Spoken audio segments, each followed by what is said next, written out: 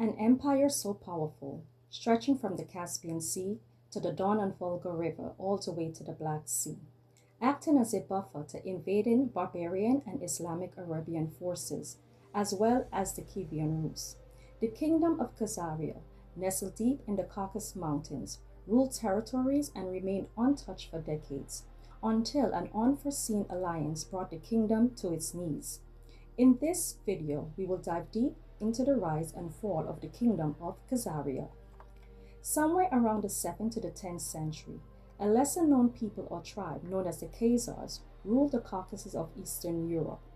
Western Europe at the time was under Byzantine control.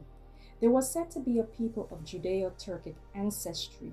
However, they were not originally Jewish. Somewhere around 740 AD, the elite of Khazarian society, which included the king, state officials, nobles, and even the army, all converted to Judaism, making it the official state religion. An excerpt taken from page 17 of the 13th Tribe by Arthur Koestler references this conversion. It reads, "The large majority of surviving Jews in the world is of Eastern European, and thus perhaps mainly of Khazar origin. If so, this would mean that their ancestors came not from the Jordan, but from the Volga, not from Canaan, but from the Caucasus, and that genetically they are more closely related to the Huns, Huga, Magyar tribes than to Abraham, Isaac, and Jacob." That being said, what really happened to the Khazars after their conversion to Judaism? Did they just vanish from history? Who destroyed them? And why does it still matter today? Though choosing Judaism offered them a sort of political neutrality, by not aligning themselves to either the Christian Byzantine power or the Islamic Caliphate, meant that they will also be isolated as a kingdom, and maybe that was their strategic plan from the beginning.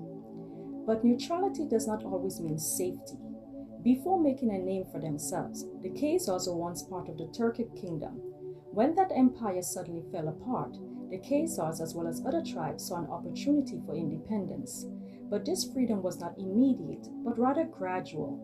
The Khazars amounted massive wealth and territories through trade. They controlled trade routes along the Silk Road.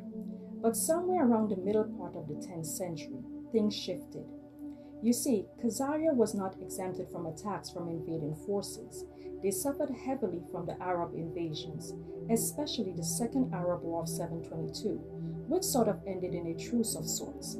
But an unforeseen force proved to be an even formidable opponent. A deadly force from the north, the Kievan Rus, began expanding their reach southward, led by Prince Sviatoslav I of Kiev. This new power wasn't interested in military alliance or diplomacy. They wanted access to Khazarian territory, and by any means necessary. Somewhere around 965 AD, Sviatoslav and his army secretly made their way across the Volga Delta and attacked the Khazars. Sviatoslav showed no mercy.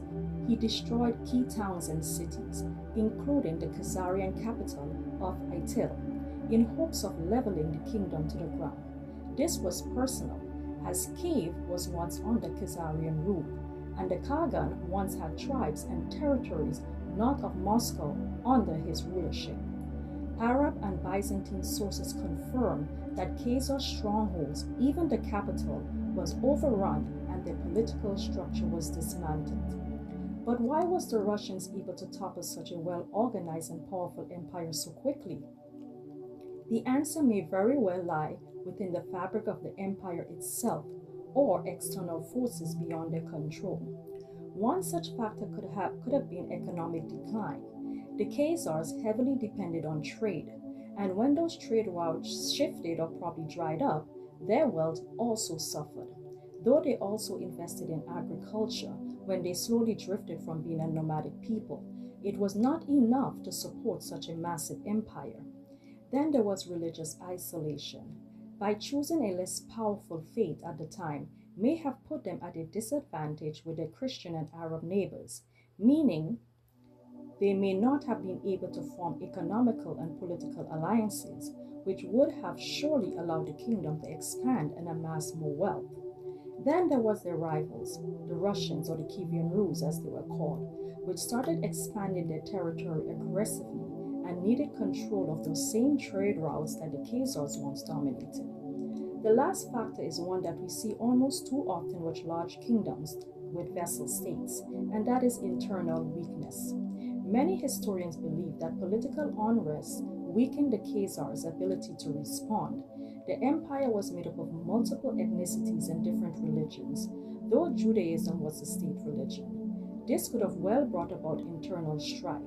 So when they were attacked by Sviatoslav and his forces, they just weren't prepared. But the Khazars were not completely annihilated. After the fall of the kingdom, the survivors migrated further into Eastern Europe. Some assimilated with neighboring tribes and even joined existing Jewish communities, solidifying their status as Jews. This is important because many Eastern European Jews stems from Khazarian ancestry, changing the framework of the population of European Jewry and around the entire world. Though their kingdom faded into history, their influence on religion is still very much alive. Let me know what you think about the Khazars. Drop your comments in the comment section below. And until next time, knowledge is a gift from above. We must nurture it to the fullest. See you in the next video.